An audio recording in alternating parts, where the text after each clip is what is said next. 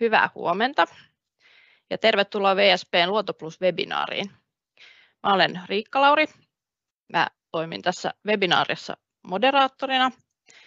Ja tänään ollaan täällä keskustelemassa luonnon monimuotoisuudesta, joka on äärimmäisen tärkeä ja ajankohtainen aihe.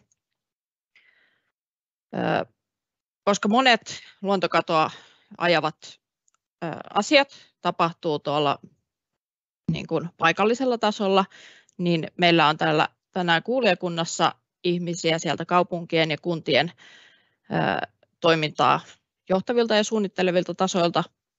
Ja me täällä käydään yhdessä läpi sitä, että miten me voidaan pysäyttää luonnon monimuotoisuuden hupeneminen ja sitten kääntää se suunta toiseen ja auttaa luontoa elpymään jo syntyneistä vahingoista. Ja meillä on tänään, mä alustan tässä esityksellä siitä, että mistä luontokato johtuu, ja sitten käydään vähän case-esimerkkien kautta läpi, että miten sitä ratkotaan ja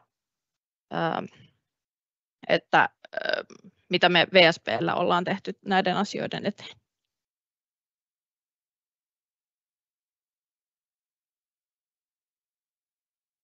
Ja aloitetaan tuosta esittelemällä meidän puhujat. Meillä on täällä tänään Terhi Tikkanen-Lindström, joka on WSP:n johtava asiantuntija näissä asioissa ja myös meidän kestävyys- ja vastuullisuusjohtaja. Sitten meillä on Tarja Ojala, biologi 25 vuoden kokemuksella ympäristöasioista. Sitten löytyy Sara Kaetano, ekologi, biologi myös. Sara tekee paljon meidän suunnitteluhankkeissa ihan semmoista ekologisuuden edistämistä ja luontokadon arviointia.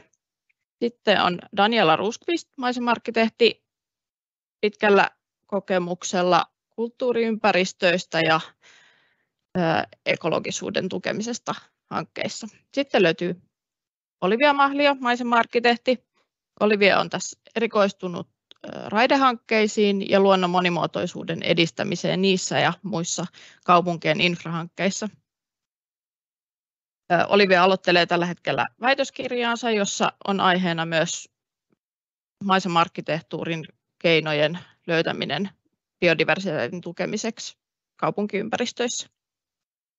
Ja mä oon Riikka Lauri, niin ikään maisema-arkkitehti taustaltani, ja mä toimin suunnittelijana ja projektipäällikkönä WSP:n kestävän maisemayksikössä.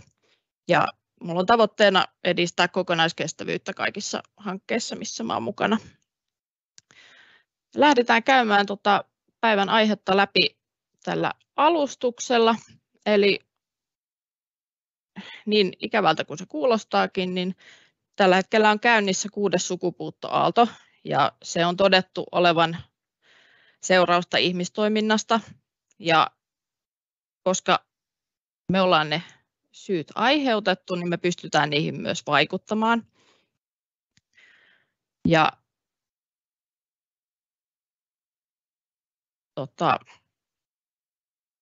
sen suunnan, mihin tästä jatketaan, niin sen määritämme me. Ja luonto on kaiken elämän pohja tällä planeetalla. Ilman hyvinvoivaa luontoa meillä ei ole oikeastaan mitään tai elämää sellaisena kuin me se tunnetaan.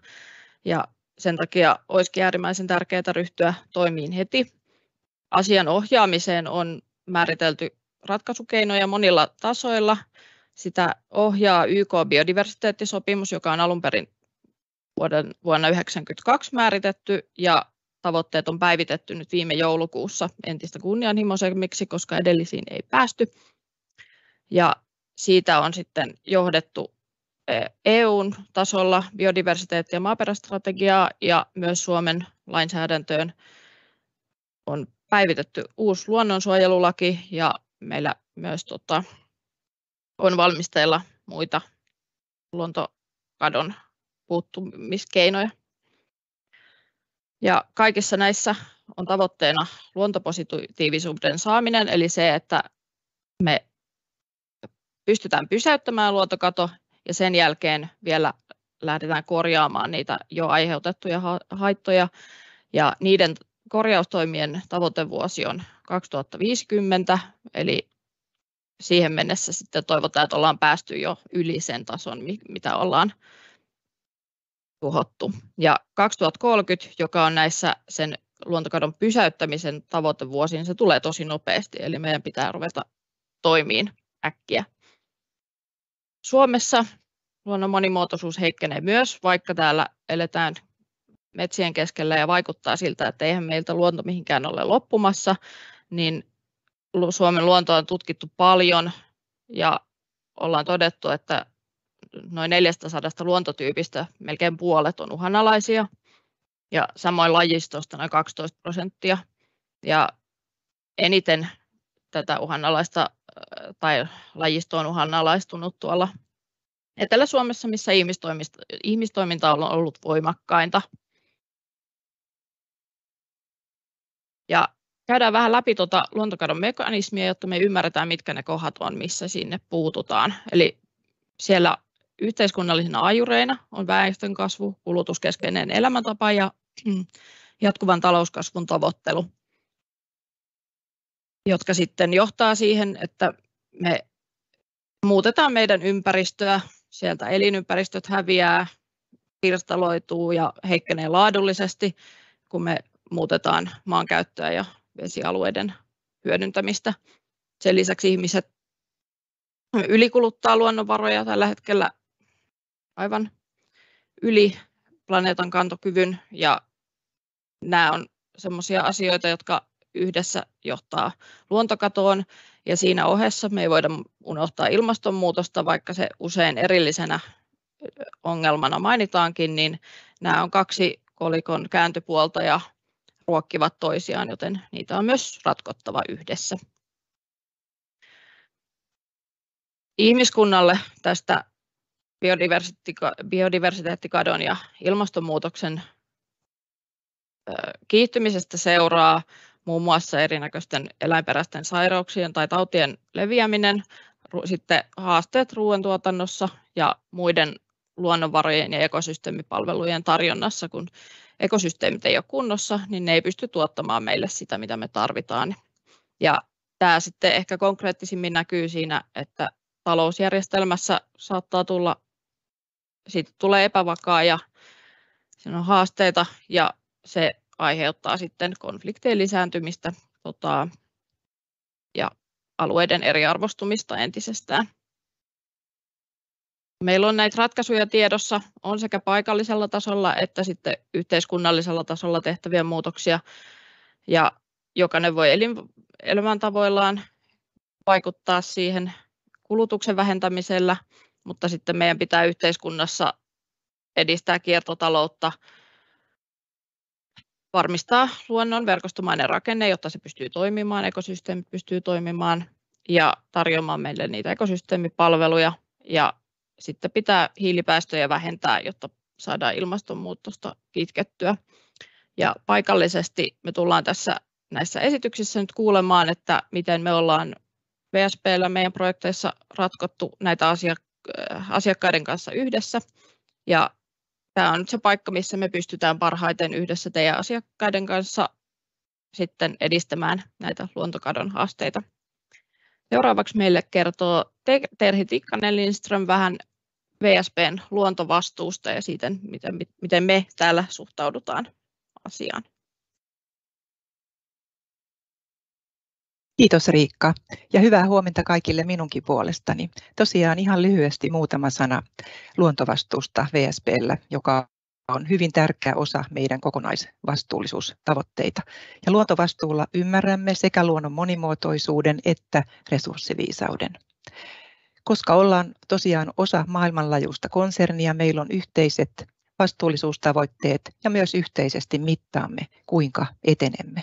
Eli mittaamme esimerkiksi vuosittain päästöjen vähentämistä ja mittaamme kestävän kehityksen liikevaihdon osuutta, kuinka se kehittyy kokonaisliikevaihdosta. Ja se tarkoittaa tietysti meille, että haluamme ehdottaa myös teille asiakkaillemme, että kuinka voitaisiin edistää projekteissa. No, meillä on monia sitoumuksia myös tehty viime vuosina koko konsernitasolla, ja erityisen tärkeä luontovastuun kannalta on tietysti tämä joulukuussa uudistettu YK:n biodiversiteettisopimus ja kehys, jossa haluamme viedä yhdessä teidän kanssanne nyt eteenpäin tätä vahvasti. Ja meillä on konsernissa tällainen kestävyys- ja innovaatio-ohjelma Future Ready, joka tarjoaa meille tietoa ja työkaluja ja tukea siihen, että me voimme edistää tätä parhaalla tavalla. Ja vaikka toimimme hyvin yhtenäisesti maailmanlaajuisesti, niin toki teemme myös Suomessa ohjeita ja parhaillaan valmistelemme omaa luontotiekarttaa, jotta voimme täsmentää vielä tavoitteita palvellaksemme teitä parhaalla tavalla. Tässä on meidän alkuvuonna uudistetut kestävyyspalvelut. Punaisella on otsikoituna 7 tärkeintä painopistealuetta, joihin haluamme löytää ratkaisuja yhdessä teidän kanssanne. Nämä kysymykset vaativat ratkaisuja ja meidän monialaiset palvelut jäsentyvät sitten näiden teemojen alle. Mutta kiitos, mennään esityksiin. Kiitos Terhi. Ja nyt jatketaan sitten Tarja Ojalan esitykseen. Tarja kertoo meille vähän, mitä tämä uusi luonnonsuojelulaki tuo tullessaan, mitä velvoitteita se aiheuttaa tai johtaa kaupunkien kehittämiseen. Ole hyvä, Tarja. Joo, kiitos ja huomenta minunkin puolestani. Minulla on tässä esityksessä nyt aiheena uusi luonnonsuojelulaki ja se, miten se vaikuttaa kaupunkien ja kuntien kehittämiseen. Luonnonsuojelulaki tuli voimaan nyt kesäkuussa tänä vuonna ja edellinen lakihan on vuodelta 1996-1997, eli oli aikakin saada uusi luonnonsuojelulaki. Ja tässä on paljon hyviä muutoksia, jotka omalta osaltaan turvaa luonnon monimuotoisuutta.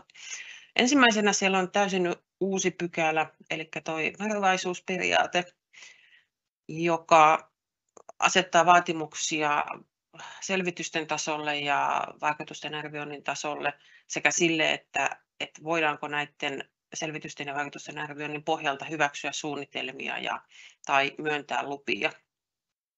Eli jos ei pystytä osoittamaan, että haitallisia vaikutuksia ei aiheudu, niin silloin lupa pitäisi jättää myöntämättä tai suunnitelma hyväksymättä. Käytännössähän tämä asia on ollut mukana meillä jo päätöksenteossa aikaisemmin, koska tämä on osa EU-lainsäädäntöä, mutta käytännössä on ollut niin, että tätä on niin kuin yleensä vasta testattu siellä oikeusasteessa. Ja viime aikoinahan on useampi tuulivoimahanke mennyt nurin susien takia just tämän asian vuoksi. Sitten pykälässä 11 siellä on kunnalle asetettu velvollisuus luonnon ja monimuotoisuuden suojeluun. Tämä on aikaisemminkin ollut luonnonsuojelulaissa, mutta nyt se on nostettu omaksi pykäläkseen. Sitten siellä on muutos suojelualueissa, eli sinne on tullut uusi suojelualuetyyppi, joka näkyy, jos katsotte paikkatietoja, niin jos lukee muu luonnonsuojelualue, niin se on sama asia kuin mitä aikaisemmin oli valtion luonnonsuojelualue. Sitten myöskin uusi pykälä on tämä 65, eli tiukasti suojelun luontotyypin heikentämiskielto, joka on voimassa aina. Eli meillä on 2 luontotyyppiä, joita ei saa missään olosuhteissa hävittää tai heikentää, ja se suojelun taso on sama kuin vaikkapa viitasammakolle tai liitonraivalle, jotka on myöskin tiukasti suojeltuja. Ja nämä luontotyypit on serpenttiiniluontotyypit ja sitten nuo avoimet tyynit. Serpenttiiniluontotyyppejä ei Suomessa esiinny kuin pohjoisessa Suomessa ja sitten sieltä nauhana itäiseen Suomeen. Eli ainakaan Etelä-Suomessa ei kovin usein tule vastaan, mutta noita tyynejähän saattaa löytyä myös Etelä-Suomen rannikolta. Sitten on suojellut luontotyypit, joka on pykälänä sama kuin mikä se oli vanhassa laissa 29 pykälä, eli tämä koskee nyt näitä tiukasti suojeltuja luontotyyppejä, joista ELY-keskukset tekee suojelupäätökset. Ja tässä taulukossa on koottu nämä luontotyypit, ja vasemmalla on vanhan lain mukaiset luontotyypit, ja oikealla on uuden lain mukaiset luontotyypit. Ja monet näistä on säilynyt samana, muun muassa jalopuumetsiköt ja pähkinäpensaslehdot, Mutta sitten siellä on myöskin muutoksia ja sitten siellä on uusia luontotyyppejä. Eli tässä nyt violetilla on 4 ja 7, eli terveleppämetsät ja kedot on nyt sellaisia luontotyyppejä, joihin on tullut sisällöllisiä muutoksia. Eli aikaisemmin terveleppämetsien osalta ainoastaan korvet oli suojeltua ja nyt suojelun piiriin on otettu myöskin sitten lehdot ja luhdat. Eli käytännössä kaikki ne metsät, joissa terveleppämuodos on pääpuulajina, niin on jatkossa suojeltuja. Aikaisemmin meillä oli suojeltuja vain katajakedot, mutta nyt sitä on laajennettu niin, että kaikenlaiset kedot ovat suojeltuja. Sitten siellä on noita 8–13 on noi uudet luontotyypit, eli siellä on dyynit, sisämaan tulvametsät, sitten on härjumetsiä, sitten on 2 vesiluontotyyppiä ja sitten on kalkkikalliot. Vanhan lain aikaan näille luontotyypeille oli inventointiohje ja nyt sitten tässä on aikamoisia muutoksia ja koska on kyse tiukasta suojelusta ja suojelualueiden perustamisesta, niin oletan, että myöskin nämä uudet luontotyypit tulee jossain vaiheessa saamaan oman inventointiohjeen. Sitähän meillä ei vielä ole, mutta noiden, jotka on säilynyt samoina, nuo luontotyypit vanhassa ja uudessa laissa, niin niissä pystyy edelleen soveltamaan sitä 2000-luvun alussa julkaistua ohjetta. Siellä on pähkinäpensaslehtojen osalta, niin se on muutettu pähkinäpensaikoksi, mutta käytännössä se on kuitenkin ihan samantasoista suojelua, koska pähkinäpensaathan ei muualla oikeastaan kasva sellaisessa määrin, että niistä voisi tehdä tällaista luontotyyppiä. Sitten vanhassa laissa oli tuo kohta 9, eli avointa maisemaa hallitsevat suuret yksittäiset puut ja puuryhmät, niin se on nyt poistettu sitten kokonaan uudesta luonnonsuojelulaista. Ja siitä on todettu, että kunta voi sitten omalla päätöksellään näitä suojella luonnonmuistomerkkeinä. Sitten uutena pykälänä on myöskin tuo 7.6, eli uhanalaisten eliölajien huomioon ottaminen. Tätä ei ole aikaisemmin ollut. Tämä on ihan hyvä lisäys. Toki olisin toivonut, että myöskin luontotyypit olisi saaneet omansa vastaavan pykälän, mutta sitä nyt ei tässä uudessa laissa vielä ole. Eli uhanalaiset eliölajit tulee ottaa huomioon samalla tavalla päätöksenteossa, eli suunnitelmien hyväksymisessä ja lupien myöntämisessä. Sitten siellä on pykälä 81, joka on myöskin uusi, eli jos Suomelle tai tieteelle tavataan uusia eliölajeja, ELY-keskus voi ne päätöksellään suojella 10 vuodeksi ja se suojelu lakkaa automaattisesti sen 10 vuoden jälkeen, eli siinä on 10 vuotta aikaa sitten selvittää, että mikä sen lajin status Suomessa on ja vaatiiko se suojelua. Sitten on pykälä 85, joka on myöskin uusi, eli erityisesti suojeltavan eliölajin avustettu leviäminen. Ja tämä on nyt sitten ihan selkeästi ilmastonmuutokseen varautumista, ja tämä koskee sellaista leviämistä ja sen avustamista, joka tapahtuu sen lajin luontaisen levinneisyysalueen ulkopuolelle. Eli jos jollekin lajille olosuhteet ilmastonmuutoksen takia muuttuu epäsuotuisiksi, niin sitä lajia voidaan siirtää sitten muille alueille. Saimaannorppahan saattaa tulevaisuudessa olla sellainen laji, joka ei enää pysty Saimaalla lisääntymään, vaan ehkä pitää sitten siirtää pohjoisemmaksi. Ja myös putkilokasveille voisin kuvitella, että tällaisia tekoja joudutaan tekemään. No sitten on vielä 118, eli luonnonsuojelun tietojärjestelmään tallennettavat tiedot. Ja tässä on nyt sitten kunnille ja kaupungeille velvollisuuksia, eli kaikissa selvityksissä syntynyt tieto pitäisi saada vietyä noihin tietojärjestelmiin, ja jos ei sitä itse pysty tekemään, niin ne tiedot voi toimittaa ELY-keskukselle, joka sitten tallentaa ne sinne laji.fi-tietokantaan. Tässä oli minun esitykseni, ja ehkä sanon vielä loppuun sen, että jos ajatellaan kaupunkeja ja kuntia, niin kyllä täällä niin kuin useita velvollisuuksia, uusia sellaisia on. Ja näkisin, että siellä on ensinnäkin sellainen laadullisen tiedon ja vaikutusten arvioinnin velvollisuus, ja sitten siellä on päätöksentekoon liittyviä velvollisuuksia, eli selvitysten ja vaikutusten arvioinnin tulee olla laadukkaita, ja sitten vielä viimeisenä se, että näiden selvitysten tulokset pitäisi saada vietyä näihin yleisiin järjestelmiin. Kiitoksia, ei mulla muuta. Kiitos Tarja. Nyt kun laissa on kirjaus tästä vapaaehtoisesta kompensaatiosta, niin onko sinulla jotain ajatuksia siitä? Onko se hyvä, että se on vapaaehtoista? No siis hyvä asia on se, että se on saatu sinne lakiin, mutta se miten paljon siitä on puhuttu julkisuudessa, niin toki olisin toivonut, että se ei olisi enää vapaaehtoista meillä, vaan että se olisi pakollista jollain tavalla, mutta ehkä sitten tulevaisuudessa. Näin olisi toivottavaa. Sitten meillä on Sara Kaetaano, joka tulee kertomaan meille, miten me varmistetaan määrällisesti ja laadullisesti riittävä kompensaatio. Ole hyvä, Sara. Joo, kiitos ja huomenta kaikille. Tosiaan aiheenani on tämä laskennallista luontolisää, eli käydään vähän läpi, että miten voidaan ihan laskennallisesti todentaa, että ollaan pystytty lisäämään luonnon monimuotoisuutta hankkeissa.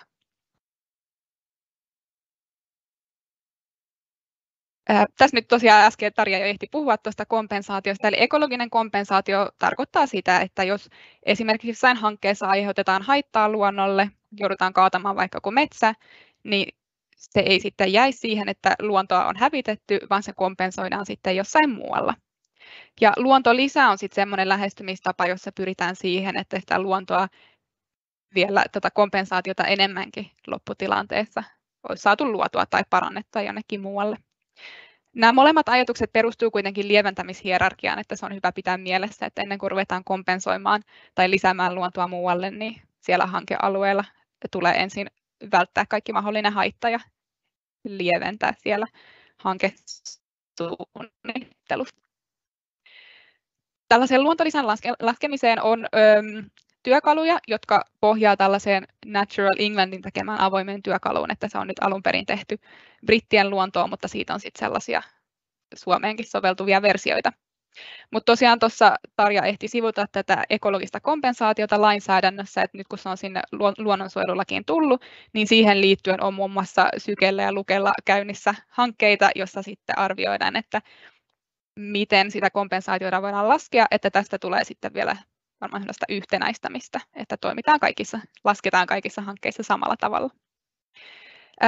Näiden työkalujen tai laskennan tavoitteena on se, että voidaan sitten saada semmoinen numeerinen arvio siitä, miten paljon hankkeessa on kadotettu luontoa. Voidaan vaikka vertailla vaihtoehtoisia hankesuunnitelmia, että millaisia määriä eri vaihtoehdoissa häviää. Nämä laskentatavat myös tunnistaa sellaiset kaikkein arvokkaimmat kohteet, joita ei missään nimessä voi hävittää tai joita ei pystytä kompensoimaan. Ja sitten näillä voidaan myös laskea, että jos lähdetään kompensoimaan, että kuinka toimivaa se on, millaisia alueita, millaisia luontotyyppejä ja kuinka etäältä hankealueelta voidaan kompensoida. Ja näiden työkalujen tulosteena saadaan tosiaan sitten semmoinen numerinen arvo, että kuinka paljon tullaan hankkeessa menettämään tai toivottavasti myös lisäämään luonnon monimuotoisuutta ja sieltä saadaan myös sellaisia tarkempia luontotyyppikohtaisia tietoja. Mutta jos teille tulee mieleen, että miten tällainen luontolisätyökalu poikkeaa tällaisista muista selvitys- tai laskentamenetelmistä, niin tuollaiseen perinteiseen luontoselvitykseen näissä on molemmissa sama lähtöaineisto, että se, että voidaan lähteä käyttämään tämän luontolisätyökalua, niin tarvitaan joka tapauksessa tieto siitä, että millaisia luontotyyppejä alueella on ja kuinka edustavia ne on ja niiden pinta-alat. Ja tuollainen perinteinen luontoselvityskin kyllä ilmaisee sen, että missä ne arvokkaimmat luontokohteet on ja just, että mitä siellä kannattaa säästää. Lisänä tässä työkalussa tosiaan on se, että sieltä saadaan se numerinen arvo, joka on aika sellainen, pyritty tekemään objektiiviseksi, että sillä on helpompi vertailla. Ja sitten tosiaan, että jos lähdetään lisäämään tai kompensoimaan jonnekin muualle, niin auttaa sitten laskemaan, että mikä on riittävä kompensaation määrä. Sitten on myös olemassa viherkadon laskentaa, mikä varmaan monelle kuulijalle on tuttu, että siitä on olemassa tonttikohtainen versio, mitä käytetään ehkä enemmän, mutta myös tuommoinen alueellinen viherkerroin, jossa niin kuin tuollaiselta laajemmalta alueelta voidaan laskea, että mitä luontoarvoja siellä ikään kuin on, mutta se keskittyy enemmän ekosysteemipalveluihin, että onko siellä pölyttäjille soveltuvia alueita, metsää, tällaisia. Että tähän sitten verrattuna tässä luontolisätyökalussa on otettu tarkemmin huomioon ne varsinaiset luontotyypit ja niiden arvot. Ja sitten tosiaan tuossa viherkerroin laskennassakaan ei sitä kompensaatiota pystytä laskemaan, vaikka silläkin toki voidaan vertailla eri suunnitelmavaihtoehtojen vaikutuksia.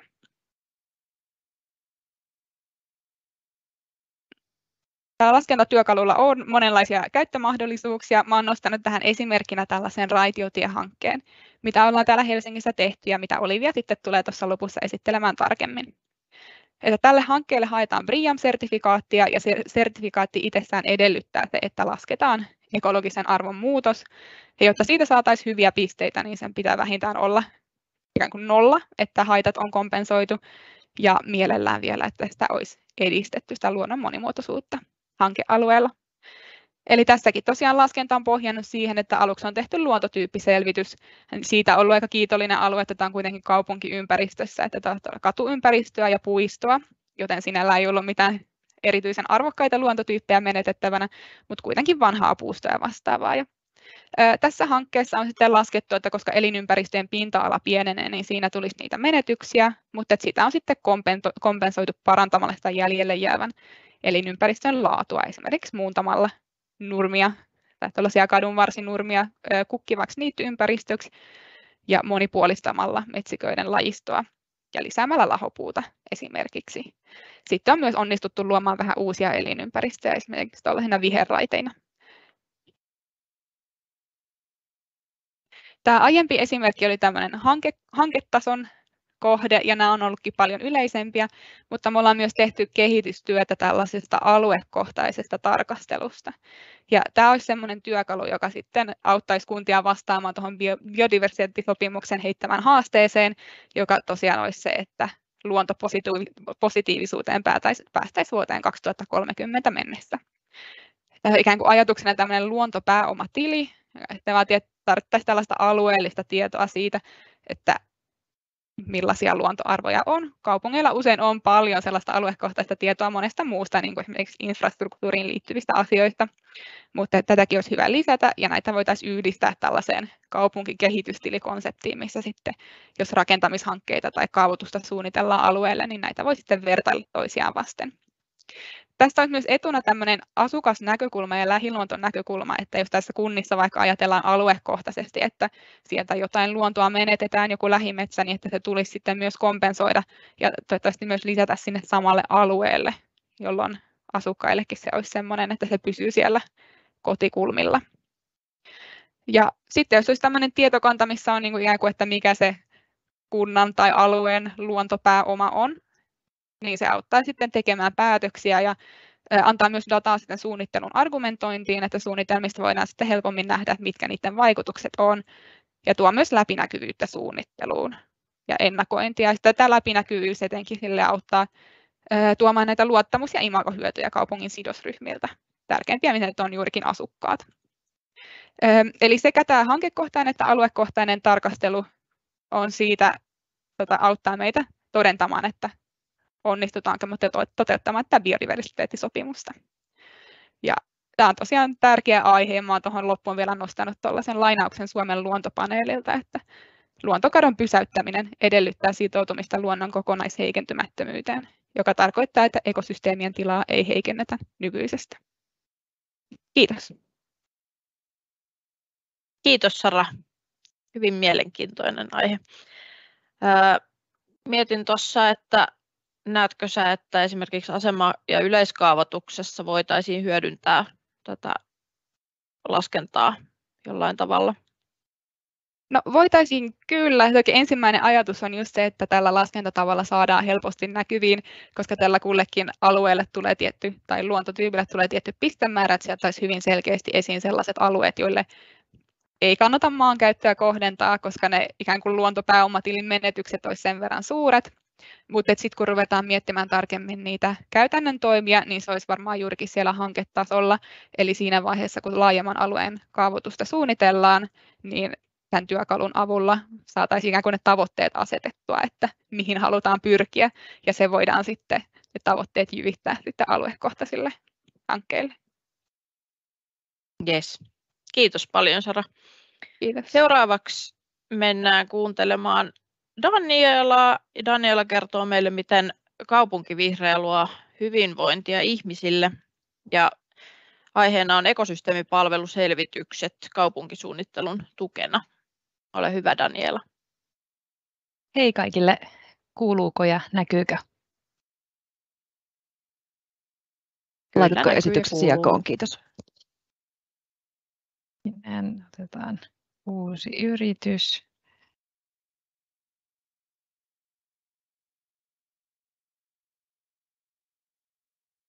Näkyykö nyt? Kyllä vain. Kiitos. Hieno homma. Eli aikaisemmissa esityksissä kuultiin, miten luonnon monimuotoisuutta voidaan tunnistaa ja mitata. Ja nyt tässä mun esityksessä niin keskitytään siihen, mitä hyötyä siitä on ihmisille. Ja näkökulmana erityisesti nyt ekosysteemipalveluselvitykset kaupunkisuunnittelun tukena.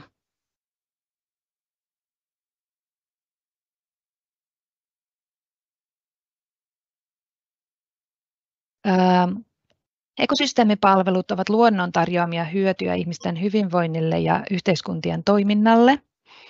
Ja luonnon monimuotoisuus itsessään ei ole ekosysteemipalvelu, mutta se toimii tuotannon pohjalla tämän viereisen putousmallin mukaisesti.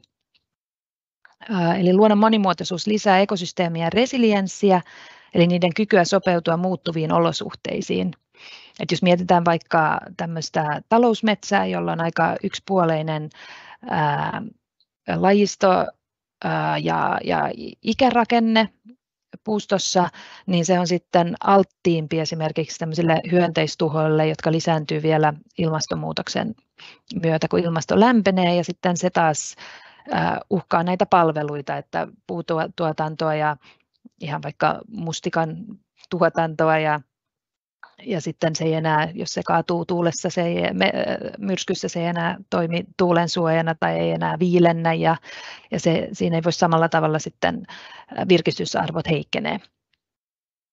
Eli ekologisia prosesseja ja verkostoja ylläpitämällä, niin sillä voidaan turvata näitä niin kuin palvelujen tuotantoa. Ja oikeilla toimenpiteillä voidaan tukea, ylläpitää ja jopa lisätä ekosysteemipalveluiden tarjontaa.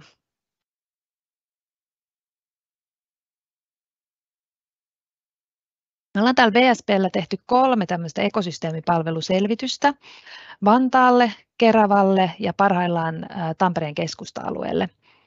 Ja me käytetään tämmöistä paikkatietopohjaista menetelmää, joka on alun perin Espoon kaupungin kehittämä.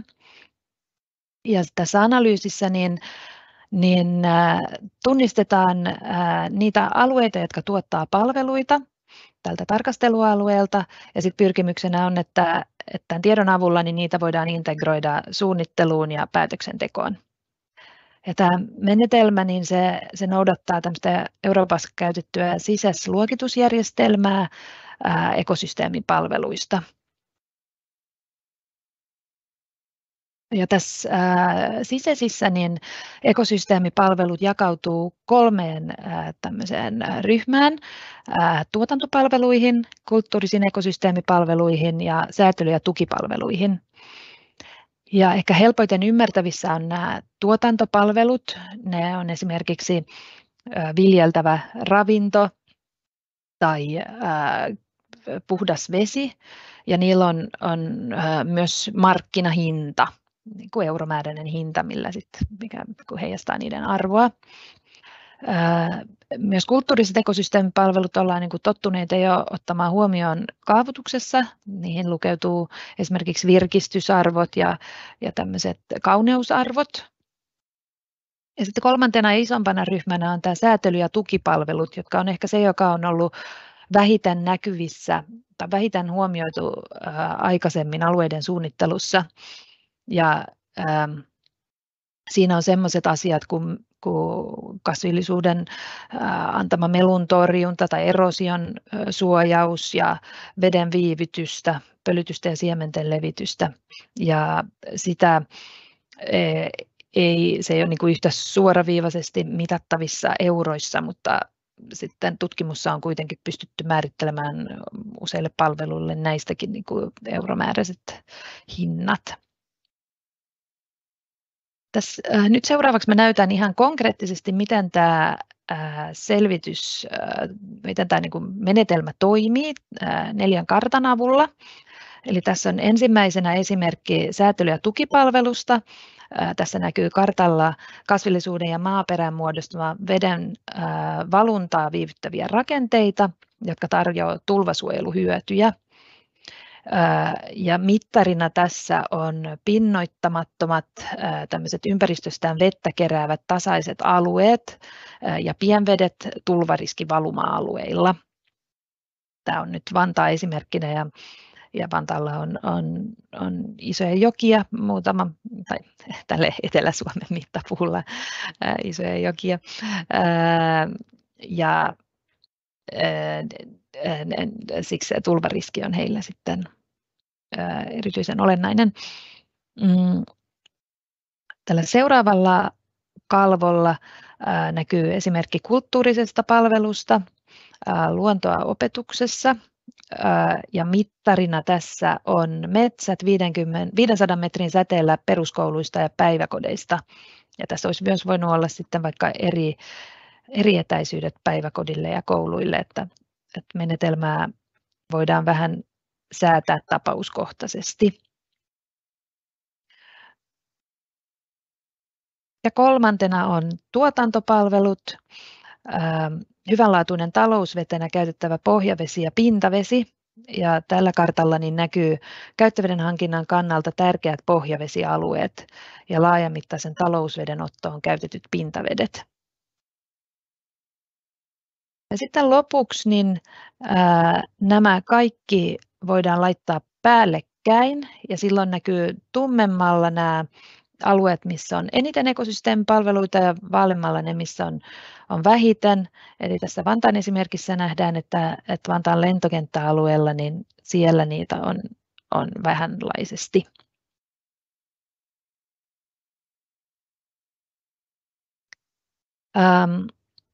Nämä meidän kohdealueet, Vantaa, Kerava ja Tampere, mihin me ollaan näitä nyt tehty, niin ne on keskenään aika erilaiset, mutta kuitenkin nousee esille 2 tämmöistä keinoa ylitse muiden, jolla ekosysteemipalveluita voidaan vaalia ja lisätä. Ja toinen on puiden säilyttäminen ja istuttaminen. Puiden ekosysteemipalvelupotentiaali on suuri. Ne tuottaa monia eri luontohyötyjä, muun muassa säätelee tuulisuutta, luovat varjostusta ja viilentävät ympäristöä. Ja toinen liittyy hulevesiin, eli läpäiseviä pintoja ja luonnontilaisia pintamaita säilyttämällä ja toisaalta korvaamalla kovia pintoja kasvillisuudella, niin voidaan viivyttää hulevesiä ja samalla niin pitää huolta tärkeistä ekologisista prosesseista, eli veden, ravinteiden ja hiilen kierrosta maaperässä. Ja ne on sitten, se luo pohjan muille ekosysteemipalveluille. Jos miettii, että mitä uutta tämmöinen ekosysteemipalveluselvitys tuo alueiden suunnitteluun, niin ehkä usein niin keskitytään enemmän julkisiin alueisiin, mutta tämä nostaa esille myös yksityiset alueet. Ja sitten ehkä tässä niin kuin viherympäristön tarkastelussa keskitytään helposti viheralueisiin, mutta tämä nostaa esille myös liikennealueet, kadut ja tiet ja radat, varret ja pihat. Ja tämä menetelmä tunnistaa kaikki luonnon hyödyt ihmisille, eli nämä säätely- ja tukipalvelut, jotka helposti jää vähän unholaan muuten, niin nousee tämän avulla esille. Ja sitten se laajentaa käsitystä siitä, millainen luonto on arvokasta. Eli tässä ei keskitytä nyt pelkästään tähän niin kuin, erittäin harvinaiseen luontoon, semmoisiin luontotyyppeihin ja lajeihin, vaan tässä tulee esille myös, että mitä hyötyä semmoisesta tavanomaisemmasta luonnosta on ihmiselle. Kiitoksia. Kiitos Daniela. Erittäin hyvä esitys. Onko sulla kokemusta tai näkemystä siitä, että miten tätä nyt sitten käytännössä voitaisiin hyödyntää suunnittelun apuna? No, tällä voidaan tunnistaa alueita, joissa on puutetta ekosysteemipalveluista ja miettiä, että miten niitä voitaisiin sinne lisätä. Sitten jos on joku uudisrakentamisalue, niin siinä voidaan tunnistaa, että mikä on se lähtötilanne ja miettiä, että miten niitä voi sitten korvata, jos ne häviää tai heikkenee. Ja sittenhän täällä myös tunnistetaan niitä alueita, missä niitä esiintyy erityisen paljon ja sillä tavalla ne tulee näkyviksi ja niitä voidaan vaalia. Kiitos. Sitten lopuksi me kuullaan vielä, että miten luonnon monimuotoisuutta voidaan edistää raitiotiehankkeessa. Pätee myös varmasti moniin muihin tilanteisiin ja siitä, että voidaanko vielä toteutustasolla vaikuttaa luonnon monimuotoisuuden edistämiseen. Ole hyvä, Olivia. Kiitos paljon. Mäkin nyt vielä varmistelen, että kuuluuko ja näkyykö. Kyllä. No niin, mahtavaa. Lähdetään sitten liikkeelle. Eli mulla on nyt tosiaan viimeinen puheenvuoro ja päästään vihdoin konkretiaan käsiksi. Mä oon ollut katoympäristön suunnittelijana Kalasatamasta Pasilaan eli KAPA-raitiotiehankkeessa. Ja nyt jos joku siellä linjalla ajattelee, että ei koske minua, kun ei meidän kunnassa ole ratikkaa, niin nämä esimerkit ja ajatukset on sellaisia, että näitä voi hyödyntää oikeastaan kaikessa kaupunkiympäristön suunnittelussa. Ja tosiaan nimensä mukaisesti tehdään raitiotietä Kalasatamasta Pasilaan Helsingissä. Me ollaan käynnissä oleva allianssihanke. Rakentaminen on jo hyvässä vauhdissa ja tarkoitus olisi, että vuoden päästä syksyllä olisi valmista. Ja tuossa on kuvassa esitetty nyt tämä meidän hankealue. Siellä on vihreällä viivalla tämä perushanke, eli ikään kuin se niin kuin raitiotiekäytävä. Ja sitten keltaisella kaikki liittyvät hankkeet, eli kaikki katu- ja puistotilat, joita me uudistetaan ja kehitetään tässä samalla. Ja otin tämän kartan tähän nyt sen takia, että mun mielestä tämä kuvaa hirveän hyvin sitä, että raitiotiehankkeet ei oikeastaan melkeinpä koskaan ole niin kuin pelkästään ne kiskot siellä kadussa, vaan enemmänkin tällaisia kaupunkikehityshankkeita. Ja meidän allianssi koostuu 2 eri allianssista, Karaatista ja Sörkansporasta, ja me VSP:llä ollaan tuolla Sörkansporan puolella suunnittelemassa, eli meille kuuluu noin Kalasataman alueen kadut. Ja seuraavaksi me zoomataan tuonne punaisella rinkuloidulle alueelle, eli Hermannin rantatielle, joka tästä meidän suunnittelualueesta oli ehkä se, missä kaikista eniten on pystynyt vahvistamaan tätä luonnon monimuotoisuutta. No tuolla Hermannin rantatiellä tämmöisestä aikaisemmasta hyvin autotiemäisestä ympäristöstä muovautuu nyt tämän ratikan myötä vehreä katu, jossa on kiinnitetty erityistä huomiota ihmisen mittakaavaan. Ja luonnon monimuotoisuuden vahvistaminen on ollut meille tärkeä suunnitteluperiaate.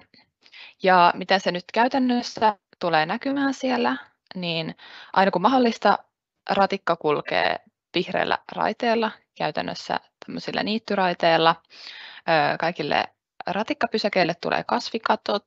Sitten me ollaan tutkittu paljon vertikaalivihreän mahdollisuuksia. Käytännössä köynnöksiä on tulossa siis paljon tällaisia köynnöspylväitä sellaisiin paikkoihin, joihin ei puita voi istuttaa. Ja sitten Hermannin rantatietä joudutaan meritulvariskin takia korottamaan, niin se tarkoittaa sitä, että siellä toisella laidalla tämä korkoero otetaan kiinni tukimuurilla ja sitten sen tukimuuria vasten istutetaan köynnöksiä, jolloin tuonne saadaan sellainen vehreä seinämä oikeastaan tuon koko osuuden pituudelta. Sitten korottamisen myötä puita jouduttiin myös kaatamaan, mutta niitä samoja puurunkoja hyödynnetään sitten erinäisinä lahopuusommitelmina tuolla samalla alueella. Hulevesiä johdetaan hulevesipaidanteisiin ja sitten me ollaan hyödynnetty kierrätyskasvualustoja, ollaan kierrätetty itse tuolta hankealueelta pintamaita ja sitten ollaan hyödynnetään Staran eli Helsingin kaupungin rakentamispalveluliikelaitoksen niin kuin valmiita kierrätyskasvualustatuotteita ja sitten ollaan myös heidän kanssaan kehitetty oma kierrätyskasvualusta. Ja oikeastaan voisi sanoa, että nurmikot on korvattu niityillä. No sitten vähän vielä lisää tästä kasvillisuussuunnittelusta, joka kasvillisuus siis tulee olemaan hyvin monimuotoista ja tällaista perinteisestä katukasvillisuudesta poikkeavaa.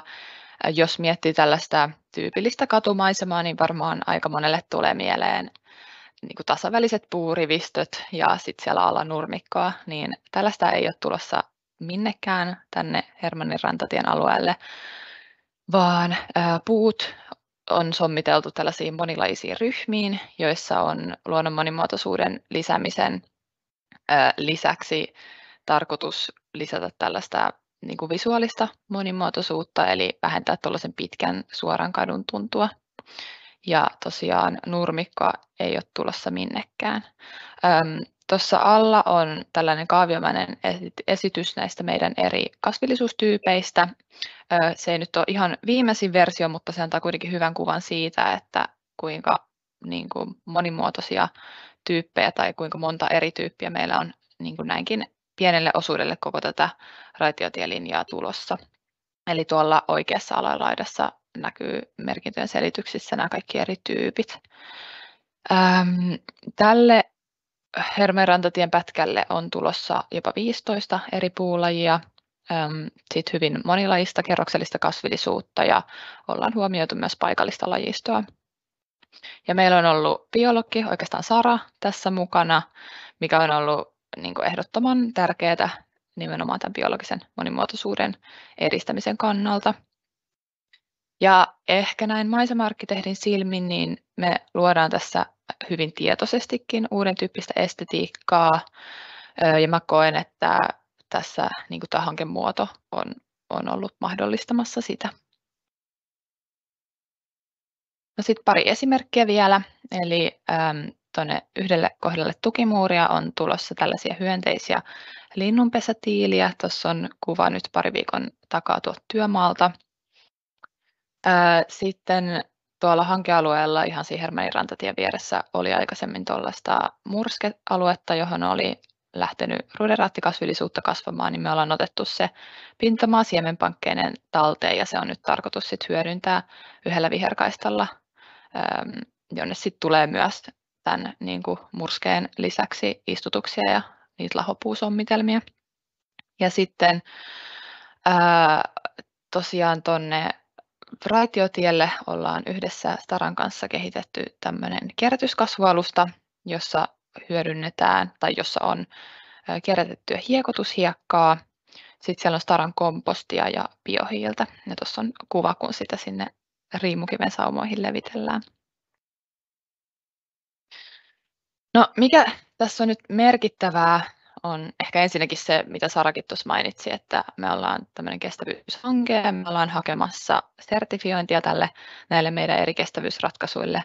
Ja oikeastaan kaikki Sörkansporan alueen kestävyysratkaisut on tehty vasta tässä niin kuin katusuunnittelu- ja toteutussuunnitteluvaiheessa. Eli monesti ajatellaan, että jos halutaan vahvistaa luonnon monimuotoisuutta kaupungissa, niin sen kaiken suunnittelun tulee tapahtua siellä strategisella tasolla. Ja jos ei siellä ole tehty niitä ratkaisuja, niin sitten ei ole ikään kuin enää hirveästi mahdollisuuksia vaikuttaa.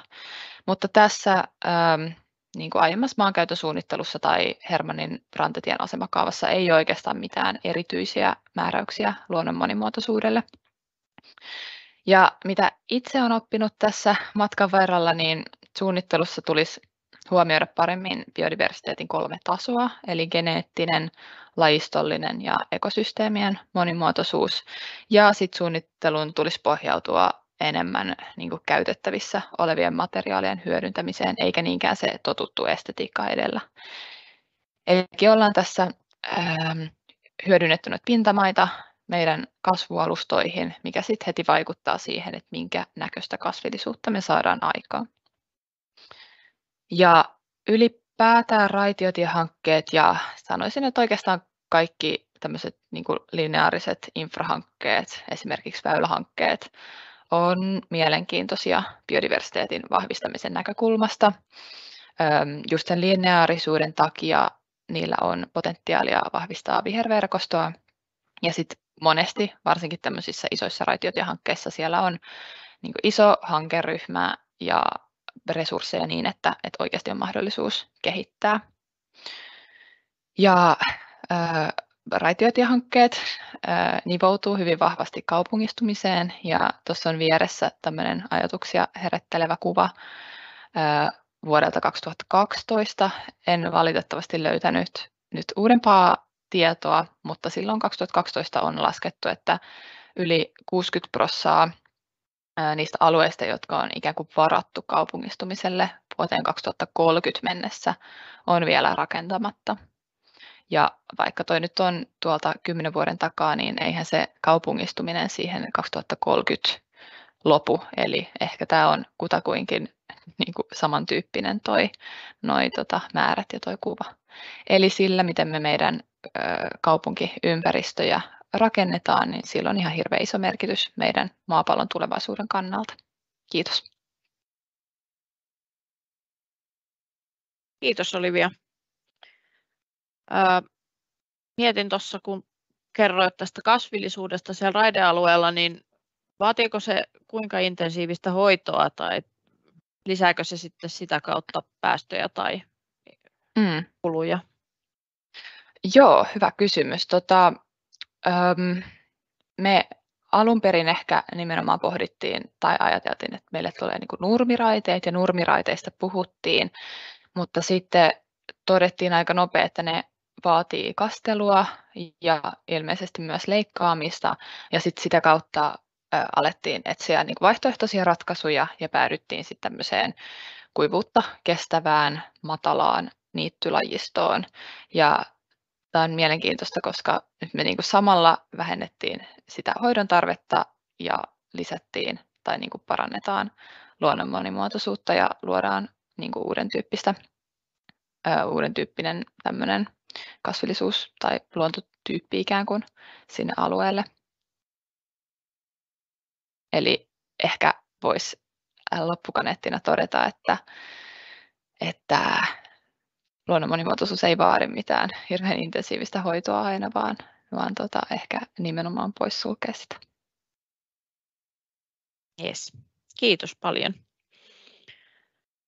Meidän esitykset oli tässä. Meillä on muutamia tuolta etukäteen tulleita kysymyksiä. Sitten tuolla Q&A-osiossa on jonkun verran ollut keskustelua ja kysymyksiä.